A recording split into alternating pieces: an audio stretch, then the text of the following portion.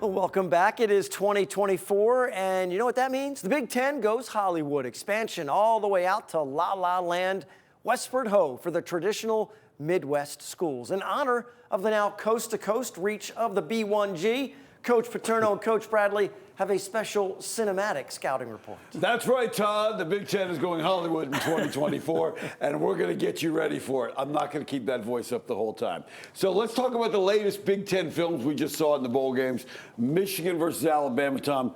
2 thumbs up for the offense and defense. Special teams, thumbs down. Ohio State, thumbs up defense. Thumbs down offense. Penn State, thumbs down both. We'll talk about that in a minute. Rutgers with a good win.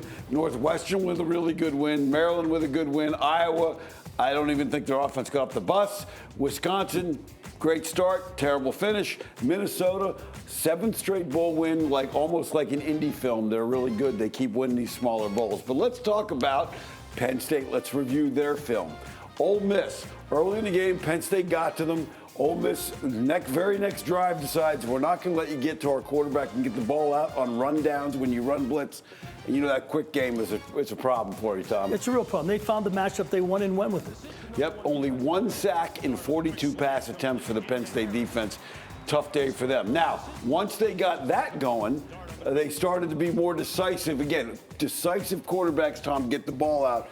Here you run the zone blitz, and now everybody talked about the corners, but here the safeties are out of position, and 3 guys covering grass, which I know you never was something. No, that's not a good thing. A lot of grass to cover is not good. Yes, and right down the seam, Jackson Dart gets the ball, catches it, knows exactly where he's going with it, and gets after it. Now, the next thing is, once you start to adjust the wideouts, and Penn State did a good job. So on some of that, they say, okay, we're going to run the ball and we're going to get our tight ends involved. Here they fake the pitch, which brings the safety down. They bring number 3, the tight end, out, and the safety misses that, and they get a big play out of it, Tom. Yeah, that to me is just a lack of communication on that one right there. That's something that I'm sure that they had covered, because to not be able to do that in this situation is not good. Now, on the defensive side of the ball, Penn State started out the game with running the ball pretty well. Got forced to Ole Miss, started to say, okay, we're going to cover you up and try and play the run game. And now, a lot of criticism of Drew Allard, but to be fair to Drew, here's the situation. He's under pressure right now. There's a guy in his face. And take a look at the 5 receivers, Tom. Who's open?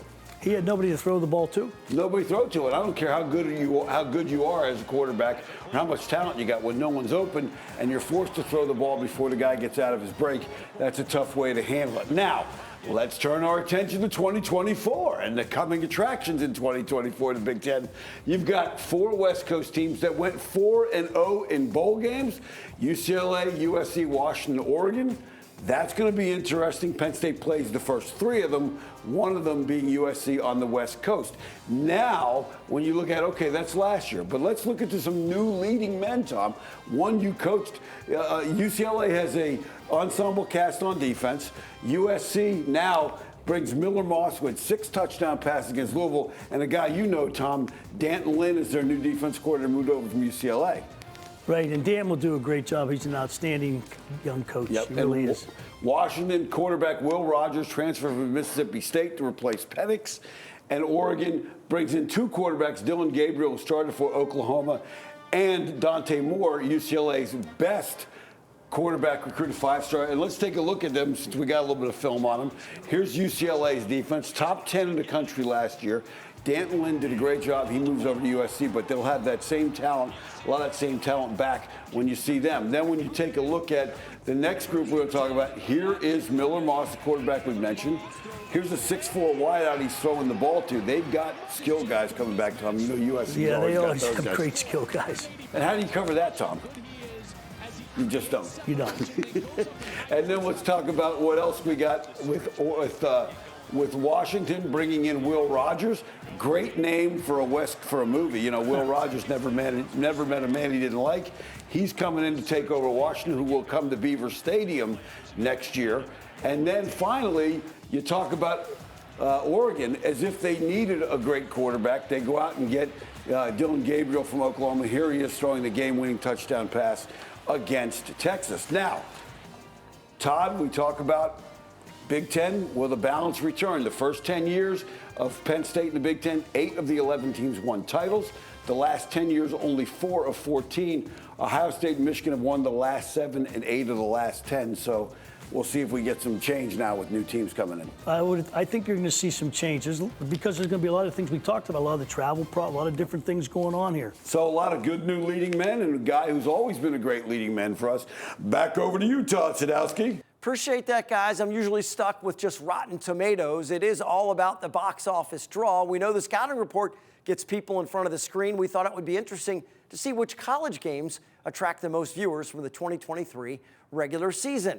Here are the numbers. The game, Michigan versus Ohio State, no surprise at the top with 19.07 million. Then it's Alabama versus Georgia in the SEC championship. And there's Penn State, Ohio State. Now, time for a short break. When we come back, our Impact interview is about the process in which guys like Curtis Jacobs will be evaluated for the next level. A former college and NFL assistant, Jed Hughes, is now a global leader in consulting, and he'll go into detail about the NFL evaluation process next on Nittany Game Week.